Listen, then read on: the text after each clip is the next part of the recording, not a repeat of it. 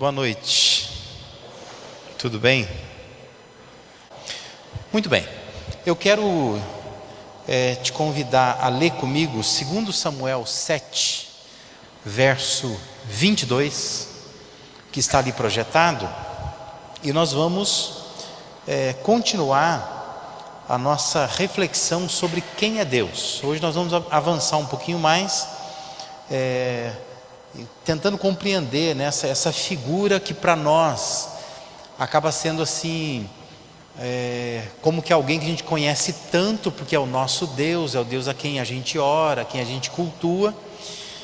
Mas o que eu digo é que nem sempre estamos cultuando da maneira adequada, nem sempre nós conhecemos a quem nós servimos. Então a intenção aqui não é inventar nada, né? Mas é simplesmente assim, buscar aonde tem de fato a revelação de quem Deus é, que está na palavra dele, que ele deixou, né? Mas infelizmente nós não temos um retrato tão claro assim quando a gente está vivendo o nosso dia a dia, porque nos falta muitas vezes conhecimento da palavra mesmo. Vamos ler juntos então, 2 Samuel 7:22, vamos lá? Quão grande és tu, ó soberano Senhor, não há ninguém como tu, nem há outro Deus além de ti, conforme tudo o que sabemos. Amém? Sabe que Deus ele tem sido tão fragilmente definido dentro das igrejas, que as pessoas elas falam que estão seguindo a Deus, mas elas mal conhecem a Deus. Ainda essa semana eu estava aconselhando alguém que não é dessa igreja aqui, mas num dado momento eu disse a ele assim, que tipo de fé você tem? Porque a pessoa estava tão assim, com tanta ansiedade quanto a um problema, querendo assim controlar de tal maneira uma outra pessoa. Eu disse assim, mas que tipo de fé você tem? Que Deus que você crê? E é bem nessas horas que a gente percebe que a imagem que as pessoas têm de Deus é de um Deus muito frágil. É um Deus assim que não é capaz de quase nada e que não faz diferença nenhuma, né? Porque Deus se torna apenas um nome, apenas assim o que compõe orações, cânticos, né?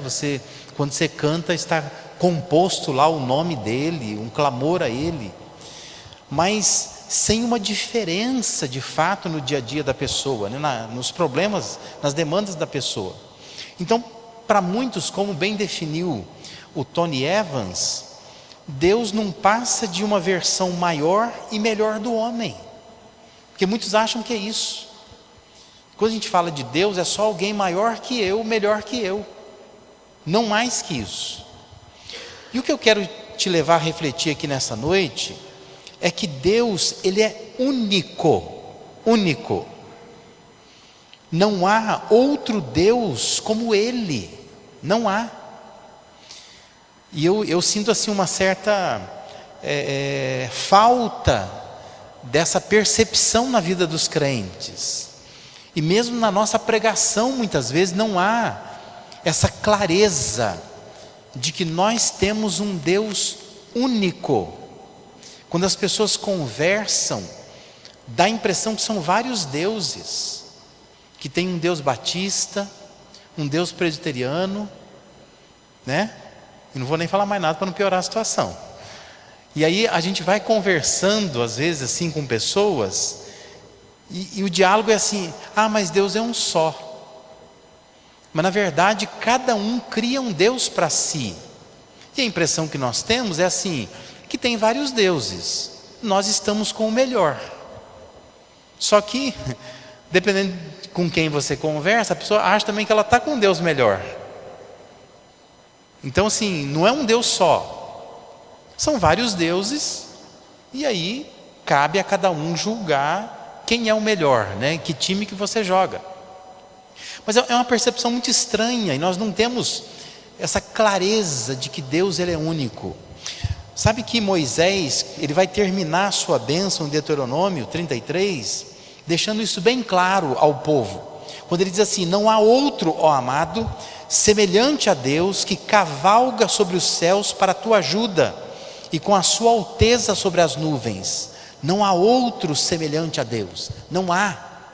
É isso que Moisés declara em Deuteronômio 33, 26. A Ana, que é a mãe de Samuel, naquela oração, né, inicial, quando ela está orando ali no templo, 1 Samuel 2,2, ela diz: não há santo como o Senhor, porque não há outro além de ti, e rocha não há nenhuma como o nosso Deus.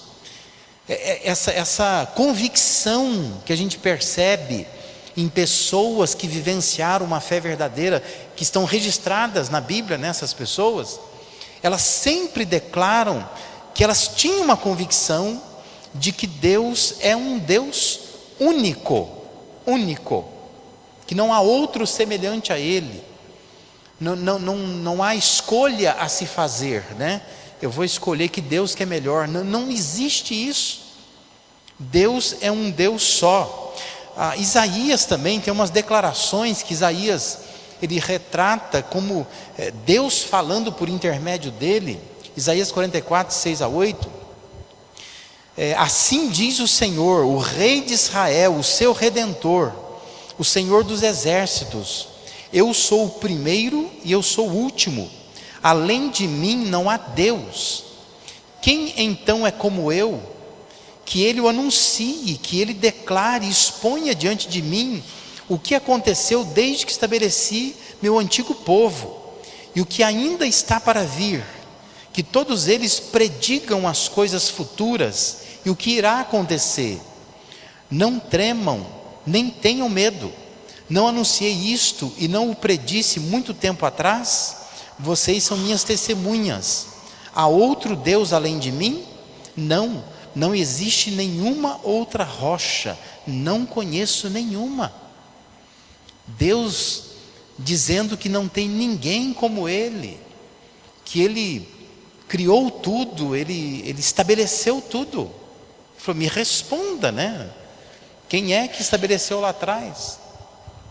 Essa ideia, né, de que de fato Deus é único. Aliás, experimenta fazer um exercício de investigação, mas pega o livro de Isaías e vai anotando quantas vezes se diz que não há outro como Deus, ou não há semelhante a Ele, né, a Deus.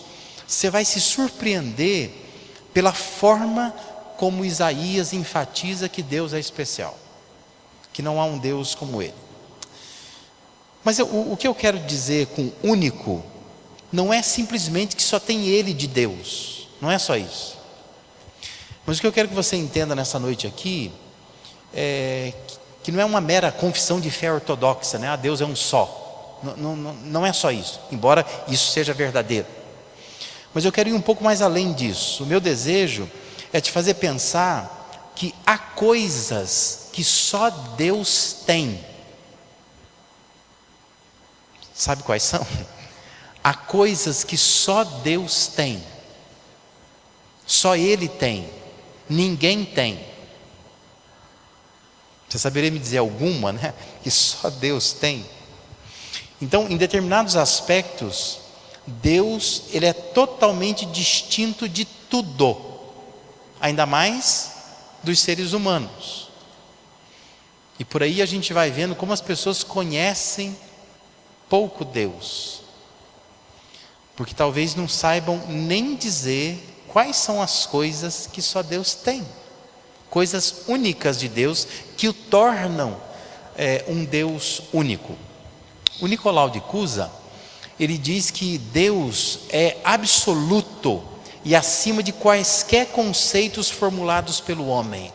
Deus é absoluto, porque um ramo, especialmente da filosofia, vai acabar dizendo que Deus é uma formulação humana, que é uma necessidade humana, que o ser humano teve essa ideia, que Deus não é uma pessoa, Ele não existe de fato, que Deus é uma necessidade, o ser humano tem a necessidade de ter alguém sobre ele.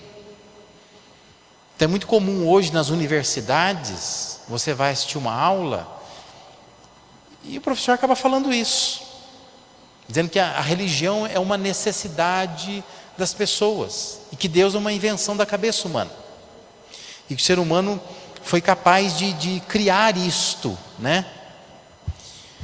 Só que Deus, ele é absoluto, ele é acima de quaisquer conceitos formulados pelo homem. Quando você pega a Bíblia e lê com atenção, é muito difícil imaginar que o ser humano seria capaz de criar um algoz para si mesmo, né? Criar um juiz para si, criar alguém que julga os seus próprios pecados, criar alguém que o condena, né? Não faz muito sentido, né? A gente poder, a nossa tendência sempre é criar alguma coisa que nos dê conforto, e não alguma coisa que nos cause um certo mal-estar, não é? Se a mente humana tivesse criado Deus, nós estaríamos criando alguma coisa que nos faz mal, na verdade, porque nos incomoda um bocado, né? Quando você tem essa ideia de que existe um Deus que é juiz reto, que tem as coisas santas e tudo mais. Mas há características então que são especiais de Deus, e Ele mesmo, Ele não compartilha com ninguém, ninguém tem. Na teologia isso é chamado de atributos incomunicáveis. E por que são chamados atributos incomunicáveis? Porque constituem aqueles atributos que ninguém tem, que Deus não comunica com ninguém, que Deus não pode estender em nenhuma medida ao ser humano. O ser humano não tem nada disso. Porque depois nós vamos ver, não hoje, que Deus tem atributos comunicáveis, atributos que Deus comunica ao ser humano. O ser humano tendo sido criado à imagem e semelhança de Deus. Mas tem atributos que são de Deus, que ninguém tem. E isso torna Deus único, né? São justamente essas coisas que só pertencem a Deus, não tem como ter aquilo.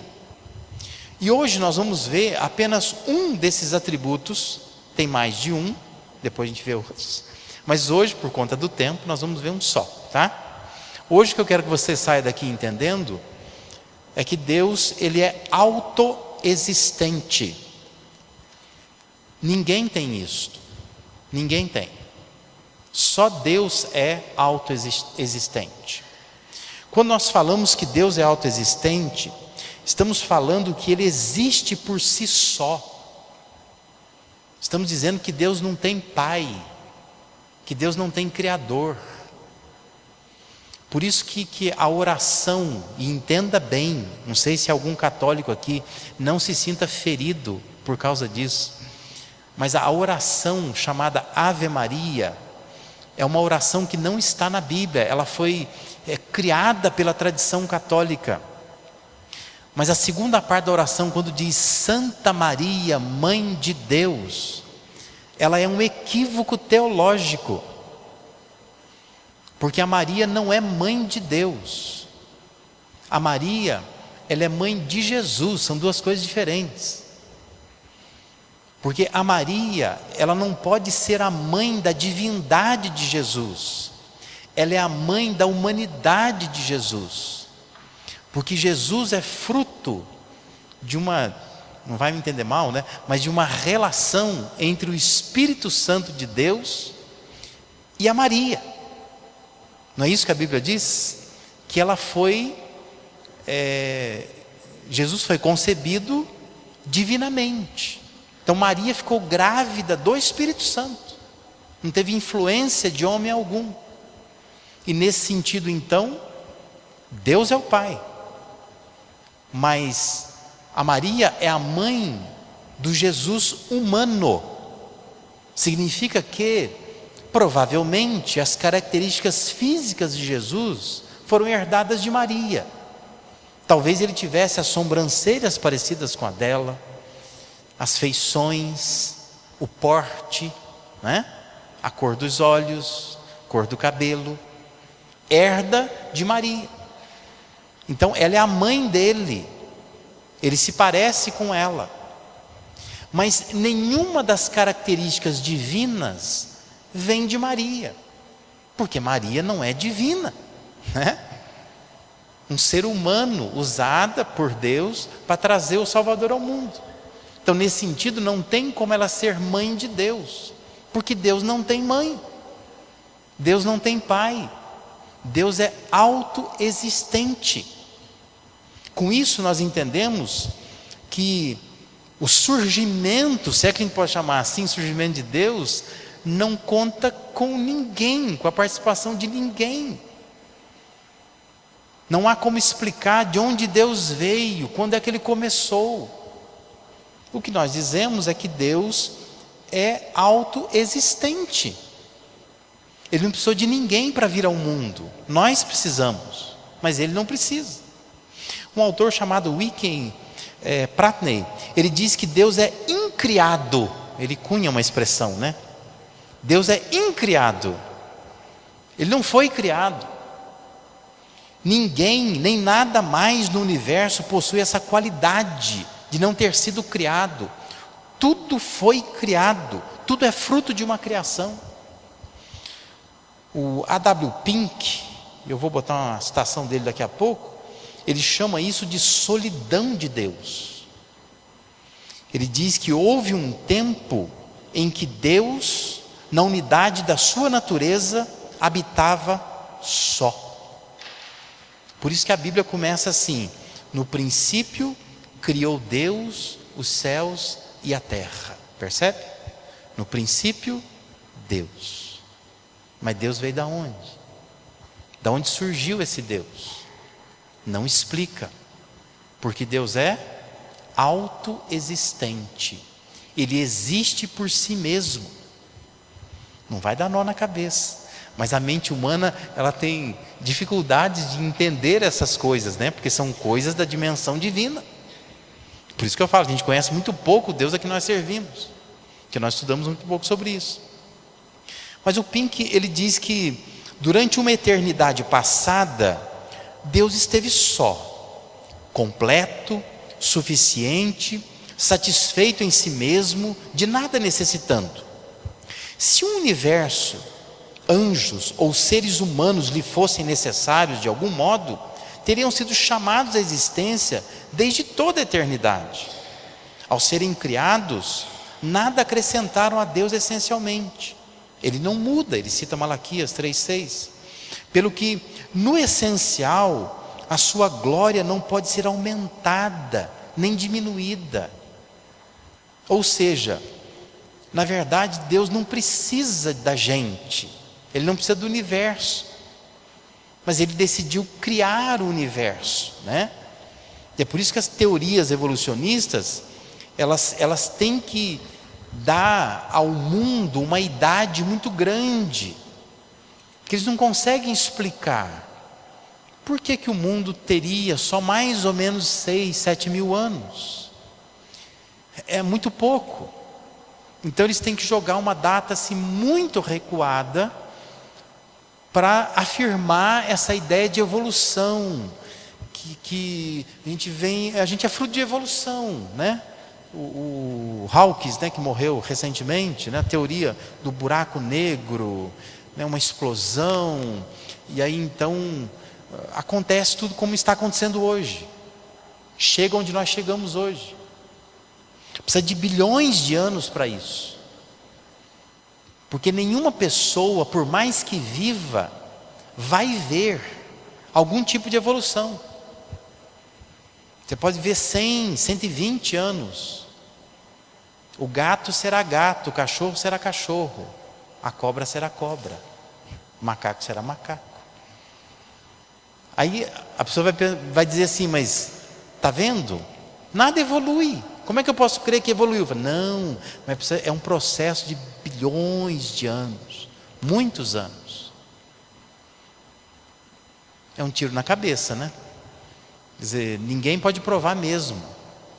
Você nasce não sabendo, morre sabendo menos ainda, né? É bem mais fácil acreditar no que a Bíblia fala, que um Deus autoexistente, num dado momento da eternidade, que ao que parece foi há uns 7.000 anos atrás, resolveu criar o universo. Existem outros mundos, outros universos? Não sei, porque a Bíblia começa exatamente onde nós agora estamos, né? O nosso mundo. No princípio criou Deus os céus e a terra. Essa terra, esses céus que nós vivemos aqui, né? Isso tem a ver conosco, é o que nos interessa, né? Se tem outros mundos, outro lugar, isso não me interessa, como não deve interessar aquele outro mundo. É suficiente saber que neste mundo há tudo que foi criado, e esse Deus, ele é único, porque ele é autoexistente e nos criou assim. Então a pergunta é, quem poderia estar com ele se ele estava só, se ele era só? É isso que o Pink diz. Deus, antes de qualquer coisa existir, ele já existia por si mesmo. E ele é antes de tudo.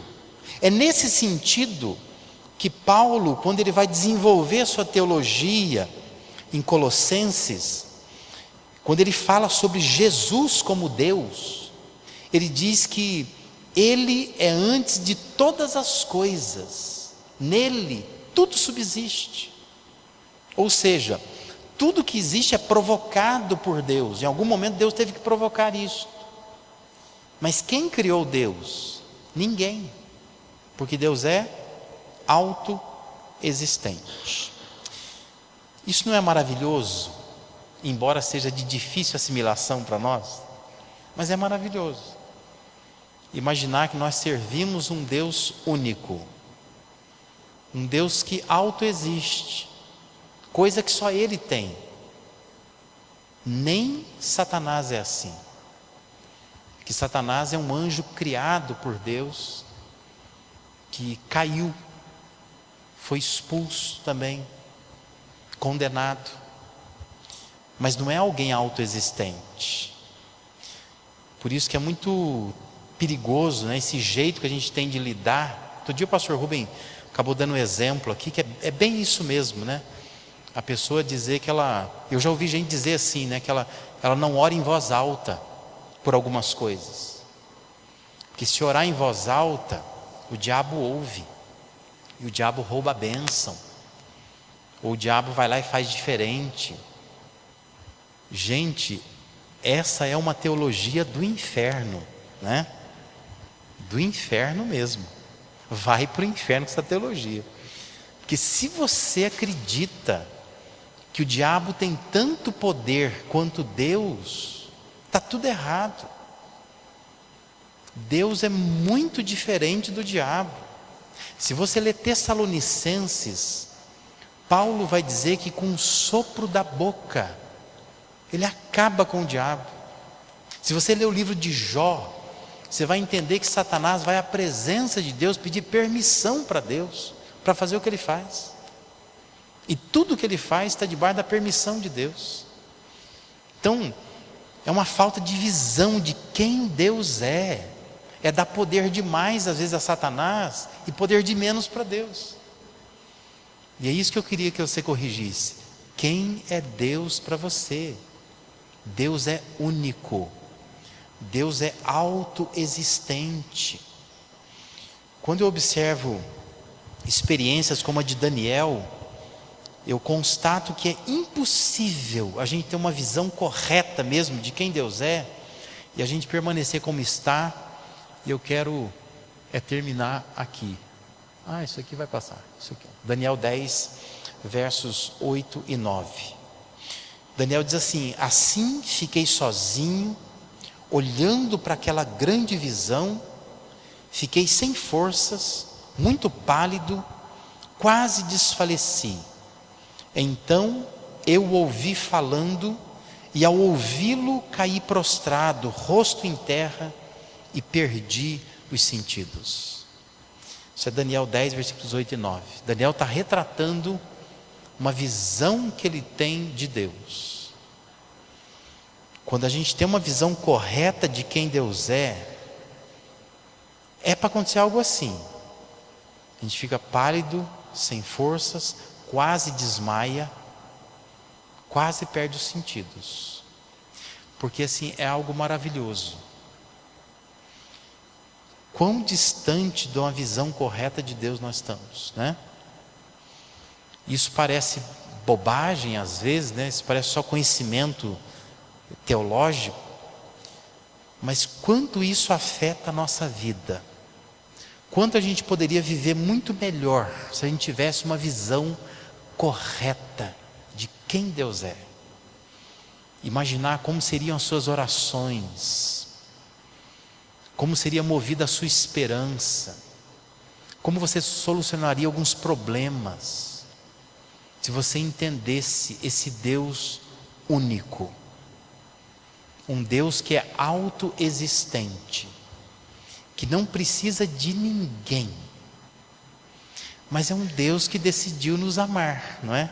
Que nos tem como filhos, que quer nos atender, que diz que é para a gente orar a Ele, que Ele se inclina para nos ouvir.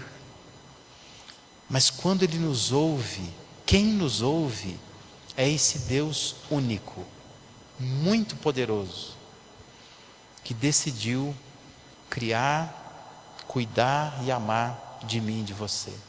Amém? Pensa nisso. Depois a gente volta a conversar sobre isso. Mas guarda isso no teu coração. Isso é um atributo incomunicável. É uma coisa que só Deus tem. Ele não comunica isso com ninguém. Não estende a ninguém, em nenhum grau. Ninguém tem autoexistência.